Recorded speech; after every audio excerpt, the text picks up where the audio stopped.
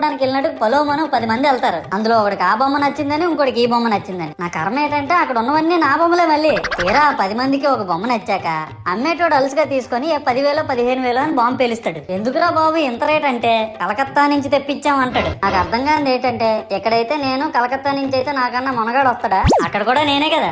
ఇలా నన్ను బజార్లో పెట్టి బేరం ఆడి నా మొహానికి ముసుగేసి వ్యాన్ ఎక్కిస్తారు. ఆ వ్యాన్ డ్రైవర్ గాడు నేను ఉన్నానని కూడా చూడకుండా ఏదో ఆలోచించుకుంటూ డ్రైవ్ చేస్తా గతకల్లో గబ్బి గుబ్బి అని తించేసి నా కాల్లో చెయ్యి ఎరగొట్టేస్తాడు. ఈ విషయం చందాలు ఇచ్చిన చిన్నోళ్ళకి తెలిస్తే మళ్ళీ ఇరిగిపోయిన బొమ్మ పెట్టకూడదని ఏ బొమ్మ రాసి కవర్ చేసేస్తాడు. సరేలే జరిగిందేదో జరిగింది, నా భక్తులే కదా కూల్ బ్రో అని చిల్లయ్యే లోపు నన్ను పందిర్లో పెట్టి ముసుగు తీసి నాకన్నా పొడుగుండే సౌండ్ బాక్సులు 2 నా చెవులు పక్కన పెట్టి డీజే గణేష్ బ్రో అని చెప్పి నా పాటలను కూని చేస్తారు. సరేలే పిల్లలు కదా ఇప్పుడు కాకపోతే ఎప్పుడు ఎంజాయ్ చేస్తారు, కాసేపట్లో పూజ స్టార్ట్ చేస్తారని వెయిట్ చేస్తా ఉంటే ఆ 5 రూపాయల వ్రతకల్పన బుక్ చూస్తే అది ఎక్కడ లేని కోపం వస్తుంది. ఏరా నాకు అర్థం కాదు, ఎన్ని సంవత్సరాలు